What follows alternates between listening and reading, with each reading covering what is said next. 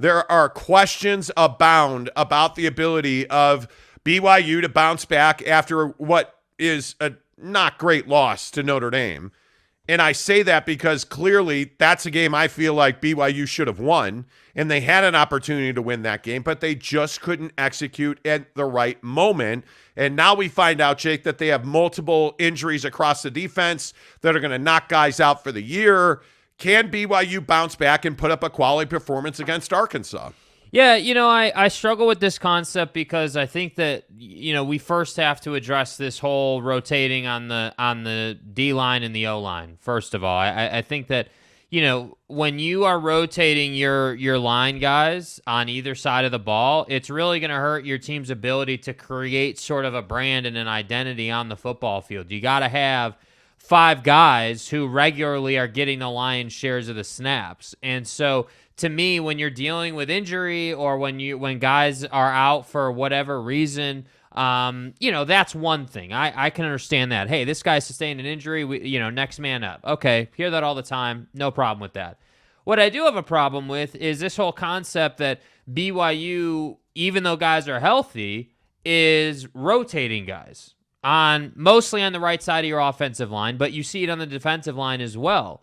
And so to me, I don't love that concept. I think, when you're rotating guys, you're really going to struggle with consistency. You're going to struggle with cohesiveness and chemistry and all the things that you need to play good football on either side of the ball. So that's number one, as far as going out against Arkansas and having a chance in this game at what apparently BYU is saying is a sold-out Lavelle. So you're going to have a big crowd. Do you doubt that? No, I don't doubt it, but I'm just saying, it's like you have to get consistency in this football team. That's what I'm struggling with when we ask questions like, hey, are they going to be able to go out and beat Arkansas? I don't have faith that they're going to go out and beat this Arkansas team. Should we have faith? I do. What faith do I have? What faith should I have?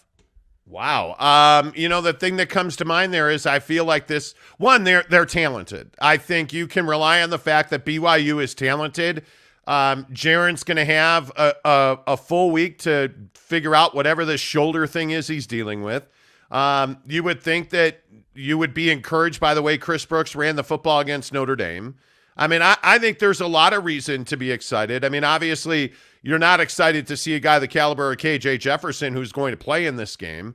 But I feel like you're talented, and we've seen better days from this BYU football team. Simply put, this season, we have seen them perform at a very high level, and you would hope that, again, a loss like the loss to Notre Dame's a wake-up call. Yeah, that's, not to be negative Nancy, but that's kind of what we said about Oregon, isn't it? Like, hey, you got boat raced by Oregon. Hey, I would think that would wake this team up. I would think that the slow start stuff would stop. I would think that the poor play would stop, but it didn't stop. And the inconsistency is still in the program. And we are still getting some questionable defensive schemes. We are still getting some questionable offensive play calling, So to me, yeah, I hope that these are wake-up calls. I hope that what Michael Mayer did to you, commonly referred to as number 87 by the BYU program, I hope what number 87 did to you was a wake-up call for this defense. I hope that what Drew Pine did to you was a wake-up call. But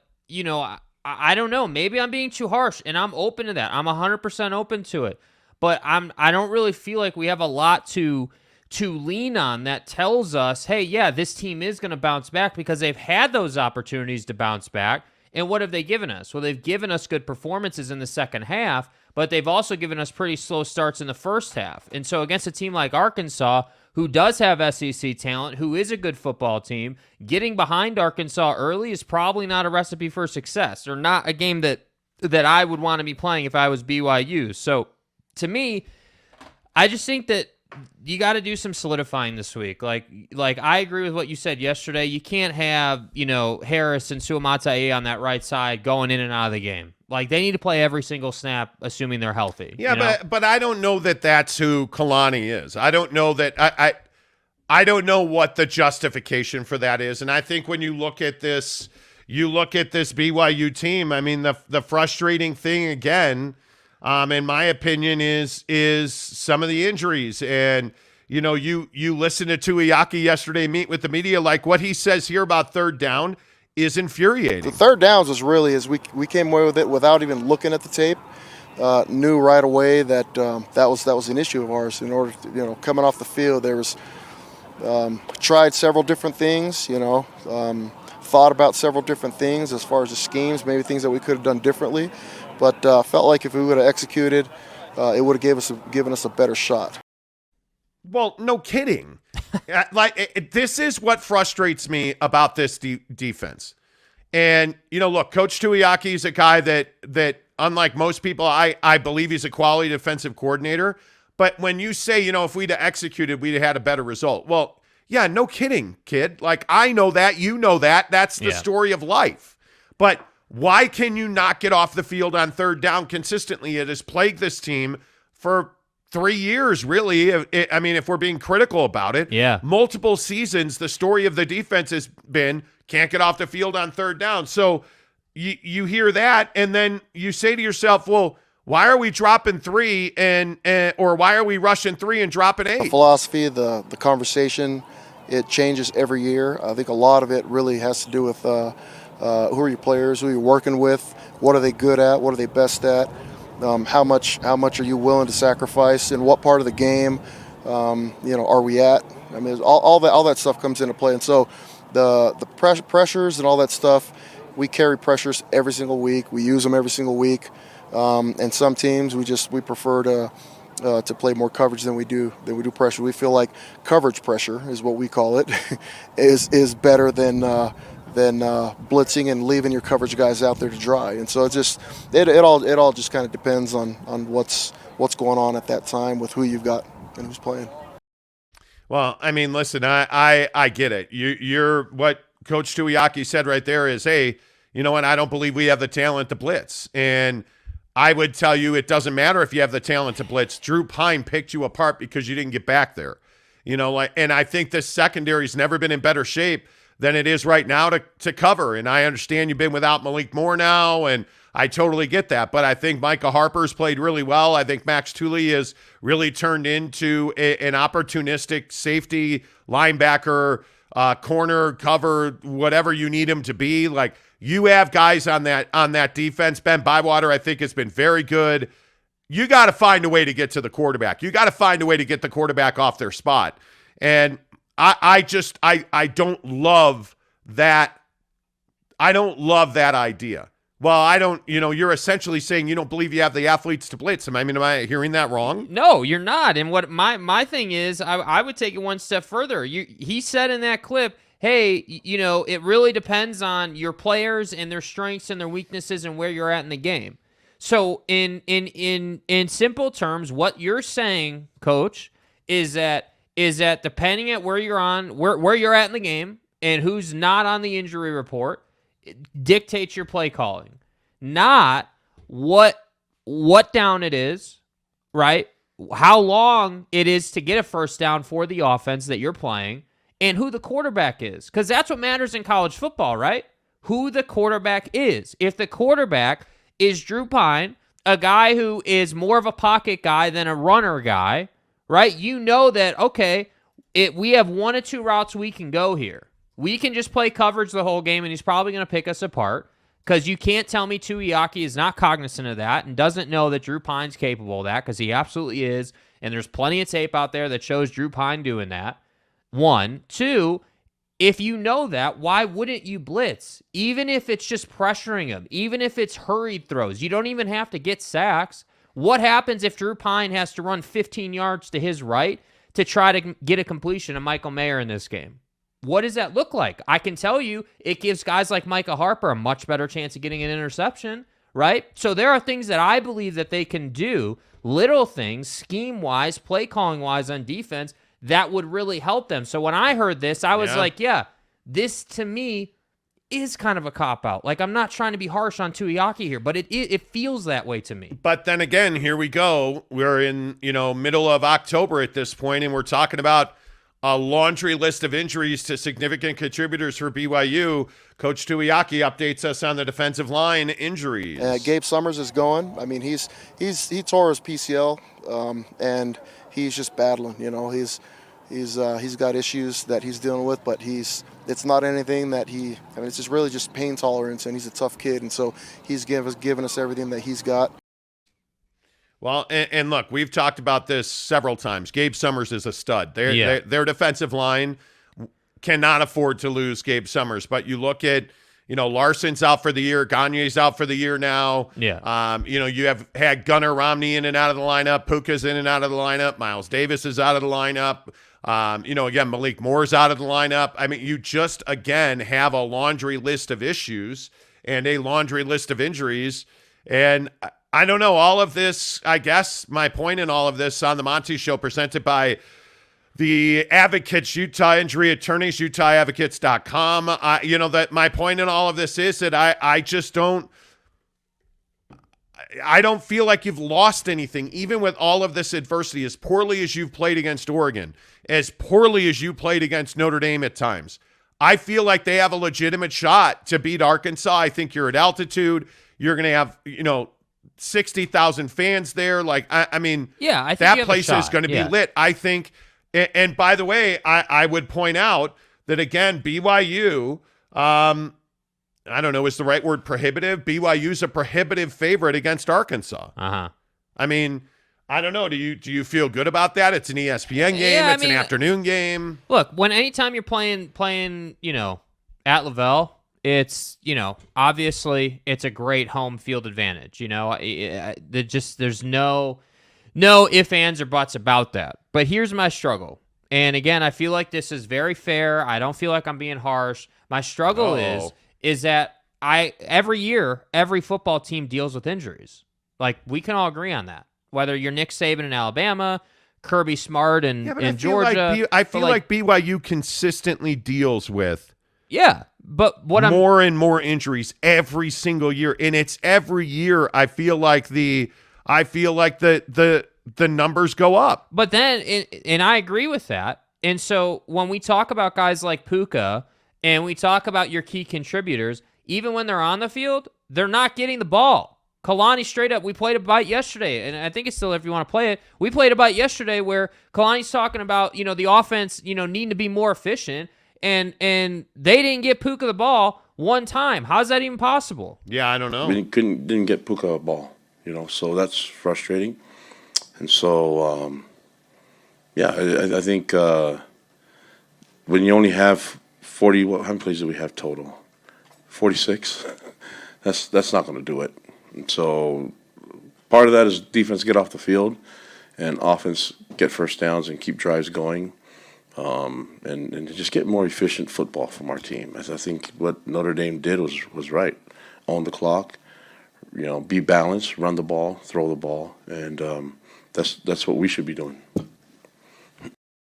Yeah, I mean, the frustration is amazing. Like, you just don't – I mean, he's an emotional guy. He runs hot on a regular basis, but – I can't recall the last time I've seen him that frustrated. And, it's disappointing to me that here we are on October 12th or whatever today is, and you're still dealing with these talking points. Yeah. These are training camp, talking points that we're dealing with on BYU, not executing, not being efficient, injuries. Yes. It's incredibly frustrating. And I don't know if you just don't have the right guys in the right place. I don't know if you don't have the right coaching staff. I don't know, and we'll talk to Harris LaChance, presented by Papa Murphy's Pizza, coming up at 8:30. We'll ask him that. I just feel like this team is too talented to be struggling like this. Mm-hmm. It's amazing. Mm-hmm. By the way, though, I do want to point out that Jake is a complete jerk. Okay, I think we've known this, but every day Jake makes a thumbnail for this show. Right, and I do my best. A graphic. It's a graphic that goes on Facebook and Twitter and YouTube to tell people and let them know what we're talking about. I said to him, hey, the headline today is what's wrong with BYU football. Okay, all right, little buddy, here's the thumbnail. What? This is the original thumbnail that Jake came up with for the show today. Hey, look here, man. That is One of the worst thumbnail. Well, actually, it's one of the best thumbnails I've ever seen that I have ever bore witness to. It's me coming through, man. Just me doing me, Now notice, as a compassionate man, right? You have empathy. I did not use that thumbnail. I'm gonna get medieval on your ass. That's pretty amazing, Bro.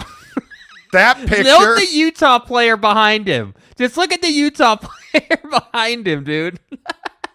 That picture is savage. All right, let's get your thoughts in here. Barfing Chicken says that's just cruel. It is one of the most amazing I mean, honest to God, if you're the most ardent BYU supporter, this makes you laugh, right? Yes. Right? This makes you. It feels like this is like some weird, awful, worst case scenario. You entered a level 3 yard in Chino, right? And you're like, oh God, like this is that's when, I mean, you know see what happened was. That's one of the greatest photos ever. That's what that is. 87 reminds me of Marty Bennett for some reason. A Marty Bennett blast. 87. Look at him. I miss the rivalry so much. Like that picture right there is exactly why we need the Holy War every single time. Every year. Mike Maple says, morning, guys. That was a bad night. Yes, it was. Boyd Lake says that photo embodies the thrill of victory in the agony of prison. Oh, he said defeat. The agony of defeat. It really does. That photo, my God. I mean, come on. That's brutal. Barfing Chicken says rivalry week used to be my seasonal depression. It was awesome. Yes. Mike Chase, good morning to you, my friend. He says, morning, fellas. The run game, in my opinion, is what's wrong with BYU, and they don't have the killer attitude. Well, but I think the problem with that is that I felt like you ran the ball really effectively against Notre Dame. Yeah. Well, I just think you didn't. The play calling was a bigger issue than the run game. This comment to me is awesome. I think it perfectly embodies one of the biggest problems from the big picture with the program, which is this is not a killer program. From the standpoint of they're not coming out to end you every single week. They would rather win by a touchdown and be classy and treat the media well. That's what this program would be. And hey, listen to me. That's fine for BYU as an independent. Totally fine. Big 12, that's a problem. You need to go out there and end people in the Big 12 if you have any hope to win that conference. So this is the Kalani's too nice yes, thing. Absolutely. This is Idaho State last year punching you in the face and you did nothing about it. That's what this is. Okay. I mean, I that's valid. I'm with you on that. Provo Cougar fan says Mike Chase spot on. Don't see much help from the OC or the DC. Yeah. Kurt Meyer says good morning. Teddy Wayman, what's up? Kurt Meyer says, Jake, BYU will come back in the second half and make it close. I'm sure they will every single week. You're casual. Every week. Hola Billy says, only one thing I have faith in anymore is that all of my favorite teams will let me down. Well, wow. Well, is he wrong? Is he wrong? I don't know who your favorite teams are. Who are your favorite teams? Yeah, Hola Billy. Who are your favorite teams, bro? Listen, and I think everybody knows this. I'm a fan of the holy, my, our, and we Chicago Bears. And they let me down every week. Yeah, the double doink. Notre Dame, probably too soon, but I'm a huge Notre Dame fan. They let me down every week. I'm a huge Chicago Blackhawk fan. Cubs, Bulls. Chelsea Football Club. The Chicago Fire. No, Chelsea Football Club. No, I'm not. No. It's really despicable. No, I'm not. Let's see. Gabe Rasmussen says Puka dropped some, to be fair. Well, he dropped the one that he needed to catch. That's also fair, Gabe. I'm with you on that. Yeah. Boyd Lake says, I just don't want to see Tyler Batty dropping back into coverage. That's getting too cute, and it happens on offense, too. Well, and I think Tyler did a great job getting after the quarterback. I think he did a great job. Yeah. So I agree with that 100%. Lopes fan Gabe, good morning to you. Neville 93, what's up? Cam Harrison says, good morning, guys. I missed the soundbite shout out to Mo Bamba. Where is that? I have that. Let me find that real quick. Yeah, I mean, Jake Bro, used to I play have drops. like 13 pages of drops here. We bro. used to have fun. Obama. We used to have fun Shout them on Obama. this show. Instead, Jake's just so, focused on Shout them making Obama. thumbnails like I this. really don't care if you think it's sus. The look on his face. Oh, man, that's amazing. All right, 6:22 in the morning. Good morning, friends. Yeah. Here on the Monty Show, the biggest stories in sports are presented by Quick Quack Car Wash. Make sure you find Quick Quack Car Wash no matter where you are, Arizona, Utah, you name it.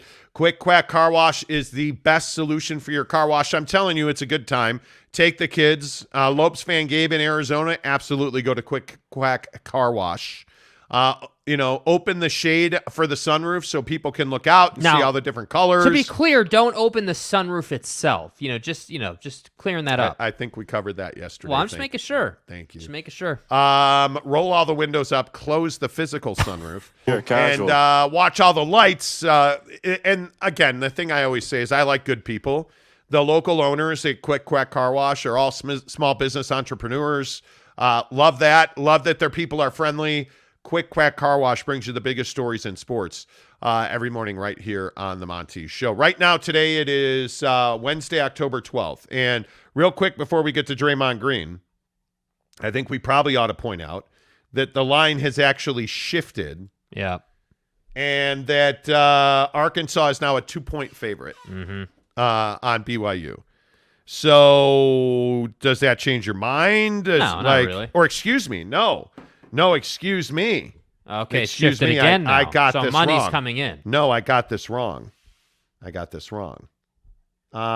should say that Arkansas is a 2-point underdog. Okay, got it. Okay. It was 4.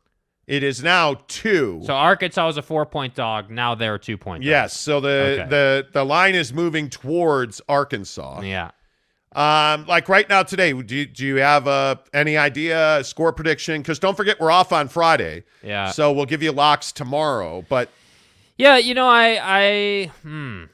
don't have faith in this team in big games. That's just as bluntly as I can say it. They haven't shown a propensity to win big games. You didn't beat Oregon. You didn't beat BYU. What makes me think that you're going to beat Arkansas? Because it's not just that you're home at Lavelle, right? Yeah. Like, is the Arkansas game going to feel like the Baylor game? Is it going to feel... is BYU just going to come out and control this game and finally step into who we thought they were? Maybe that does happen. I don't know, but I'm just saying to this point, I don't have a ton of faith right now. wow, okay, that's fine. Speaking of not having a lot of faith, Hullabilly's favorite teams are the Wild. That's pathetic. The Utes, Jazz, and Pats. They were good, but now they suck, and I'm a Dodger fan.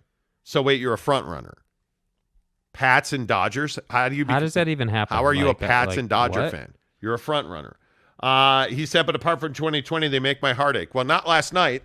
Thanks to Mike Clevenger, your heart didn't ache. The Dodgers beat the Padres. Slam Diego just can't win in L.A. I mean, Mr. Spider Tack, though, by the way, pitched pretty well for the Yankees. Am I the only one that's super stoked about the playoffs? Like, I sat on this show yesterday and I evangelized for Major League Baseball and talked about how amazing the playoffs are. You said the playoffs sucked. No, I did not. Yes, you did. No, I did not. I never said that. I said they weren't the best playoffs, but I was excited to see my guy Anthony Rizzo jack it deep, into the second deck. You said jack it deep. Yeah, no, I said jack it deep. I was, I was into it. Yeah. And I'm watching the Whales Vaginas take on the Doyers. Yeah. And this guy texts me. He's like, "Oh, the NHL on ESPN's amazing. The graphics are good. The video's crispy. The sound sounds good. Like the NHL is amazing. Yeah, we don't have to deal with sound issues like we do on Amazon or like we do with the Utes or with the Jazz or Says the guy who sat here yesterday. He's like, "Oh, baseball's number one for me." Yeah, I was flipping back and forth. Baseball's fucking off the hook here, man. It is. It's like, wow, do you see how big his bat is? But when Slam Diego's getting schlacked in the fourth, I'm going to turn on hockey. Look at his balls. I mean, it's unbelievable. Yeah, And you're watching opening night hockey. Yes, which, by the on way, ESPN. I watched quite a bit of that as well. But are you kidding me that you're not even watching? I did watch a decent part of the San Diego game, right? But they were losing. Well, no, get it right. It was the Dodger game last night. It was not the San Having Diego. fun is the name of the game. How are you watching? This is ridiculous. Hullabilly says, I have family from Boston and Los Angeles. My first NFL and MLB games were Dodgers and Pats. Okay. I don't believe you. I don't believe. Well, I mean, he's not a front runner. He's a fan of the Minnesota Wild who never win anything. I mean, so, I'm kidding. Hullabilly. I'm just having fun with you. Kurt Meyer says, I think BYU beat themselves almost every week. They do.